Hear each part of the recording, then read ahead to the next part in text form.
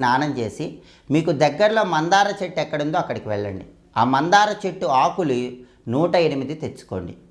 108 తెచ్చుకోవటం సాధ్యం కాదండి అని భావించేవాళ్ళు కనీసం 21 మందార ఆకులైనా తెచ్చుకోండి. దాంతోపాటు మీరు మందార చెట్టు కాడ కూడా ఒకటి తెచ్చుకోండి. అలా తెచ్చుకొని ఆ మందార చెట్టు ఆకులన్నీ చక్కగా నీళ్ళతో శుభ్రం చేయండి. కాడ కూడా నీళ్ళతో కడుక్కోండి. వాటిని ఆరబెట్టండి. ఒక పొడి వస్త్రం తీసుకొని వాటిని శుభ్రంగా తొడవండి. అలాగే అష్టగంధం పౌడర్ అని ఉంటుంది, బయట పూజా సామాగ్రి షాపుల్లో లభిస్తుంది. ఈ అష్టగంధం తీసుకొని అష్టగంధంలో కొద్దిగా నువ్వుల నూనె కలిపి అష్టగంధాన్ని పేస్ట్ లాగా చేయండి.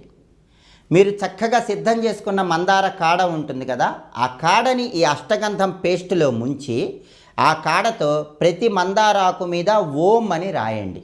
మీరు 108 ఆకులు తెచ్చుకుంటే 108 ఆకుల మీద ఓం అని రాయండి. 21 ఆకులు తెచ్చుకుంటే 21 ఆకుల మీద ఓం అని రాయండి.